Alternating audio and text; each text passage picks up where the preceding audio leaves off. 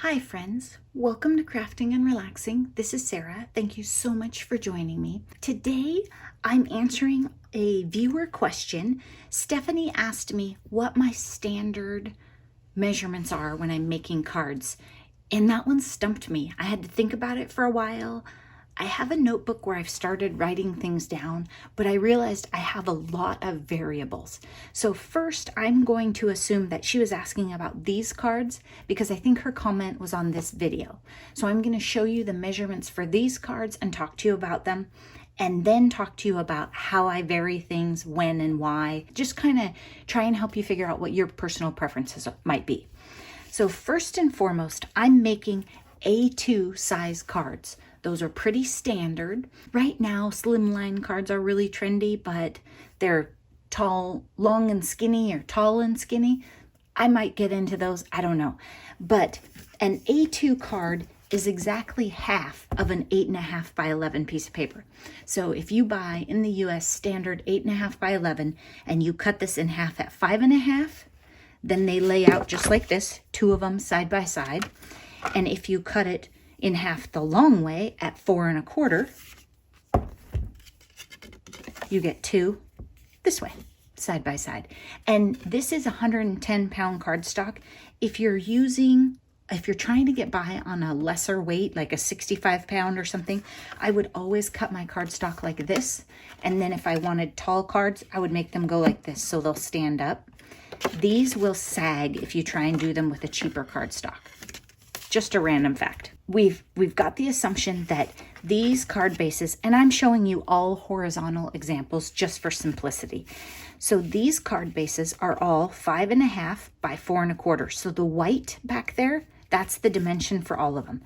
And these three cards all use the same size dimensions.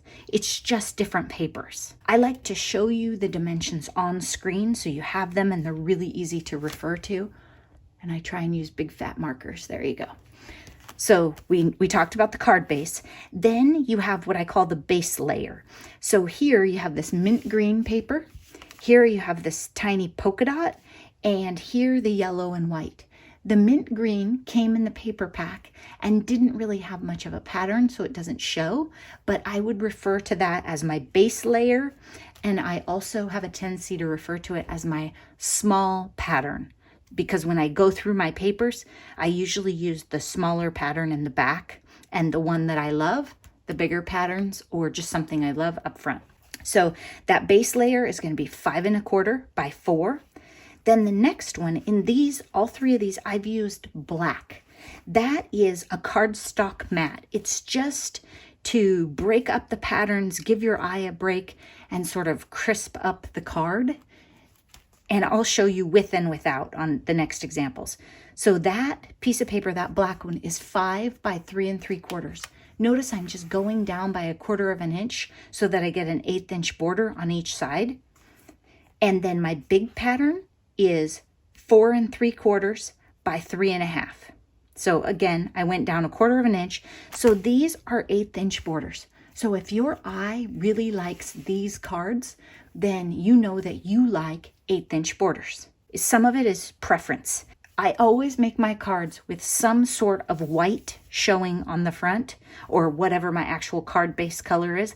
I like that accent, and I do not enjoy, if I make my card front 5.5 by 4.25 and try and glue it onto the exact same size piece of paper, it almost never goes well for me. It's just such a science to get it perfect because it might stick up a little bit up here or be a tiny bit off. So the only time I do that is if I have an error and I'm trying to save the card front and not have to throw it away. Other than that, my base layer is always smaller than my card. And that's just my personal preference. And I think if you get into anything smaller than 1/8 inch, like no space or exactly the same size, when you're learning especially, it's just too hard to line things up. In fact, when I started, I always did 1/4 inch borders, and I'll show you that look. It just gives you more space to work with, but I think these turn out okay. Those are the measurements for that. So if you want, you could pause it and write this down. And then I'm going to grab a few other things. So we have these measurements. These cards right here, I sat down and chopped up. I've been starting a lot of things. Chopped up for the record too, green and blue. And some I've glued together and some I haven't. And let me show you. This is, the base layer has the small pattern. I'm going to zoom you way in. There is no cardstock mat, so you would just ignore that one. And then my big pattern is still the exact same size piece of paper, 4 3/4 by 3 1/2. So what that gives you is a simpler card, 1/4 inch borders. It uses less paper. It's lighter to mail. If you want to layer up and put something in, like a bunch of die cuts for a friend, or maybe you're hand making invitations and you want to put something else in there. If you have 3 layers glued onto your card base, it's going to get pretty heavy. So if you want to be able to add a lot of stuff, you might want to keep your card front a little bit lighter. Now, this same exact card with this same exact size piece of paper in black as this one, I'm going to take it, I'm going to pull the Post-it, that'll be tacky, lay it down so you can see it, and there you can see with and without. I love this look. It's very nice, it's very clean, but sometimes I don't have a cardstock that matches this, or maybe I had enough for 4 cards, but then I wanted to do 5 cards or 6 cards, so I might make a couple this way. Or maybe I really like this back paper, and I want to leave a bigger border so you can see more of it. Here's another one with a bigger pattern back there. If you cut this down to 1/8 inch, you really won't even understand that pattern. It might be different reasons. I don't always do the black cardstock layer. If you watch Christy Marcotte, she layers a lot with solid cardstock. She has really nice inventory of it and uses a lot of it, and it looks beautiful. I have a ridiculous amount of printed paper that I'm trying to use up, and not nearly as much solid cardstock. So I tend to lean this way more. You can take both of these cards in the end and dress them way up so that they look different. Like this one, you could do a lot for it so that you don't even really notice. I'm going to show you an example. Here's one. This isn't matted with a solid cardstock. It has a mint paper that has like sheet music and then a pattern.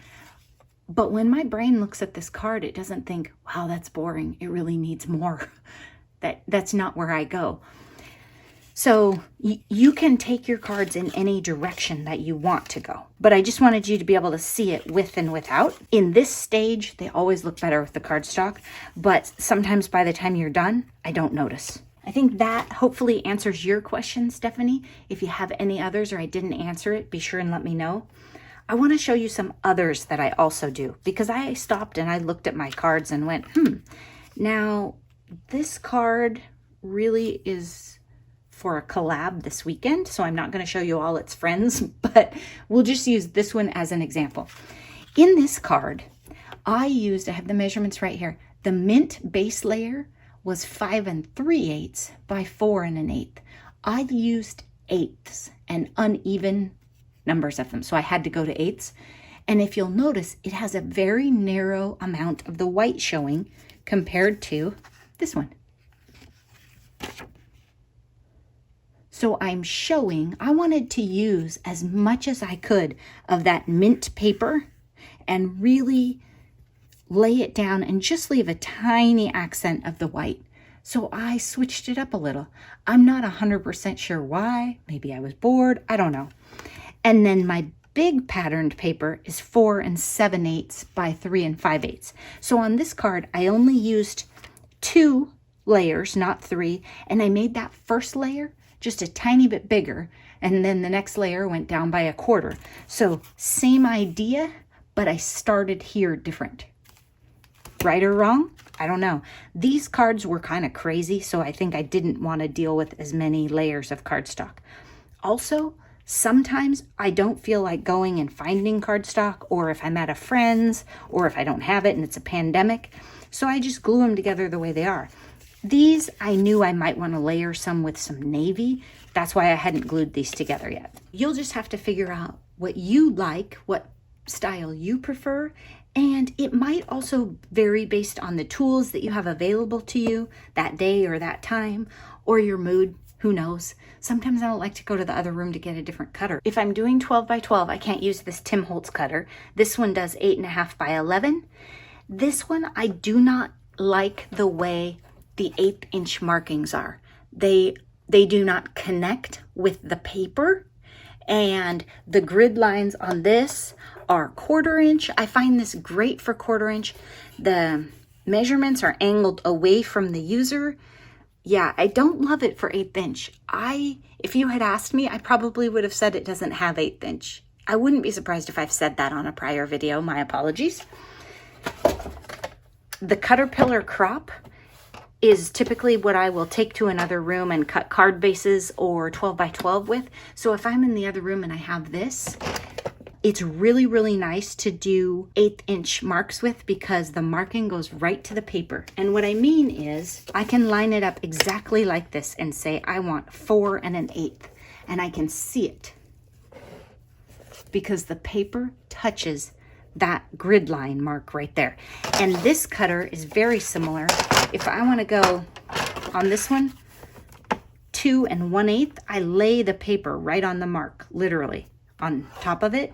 So those two are great for 1/8s, but if you don't like the 1/8 inch markings on your cutter, then maybe you're not going to use anything that is an odd setup like this, where I actually used 1/8 inch measurements.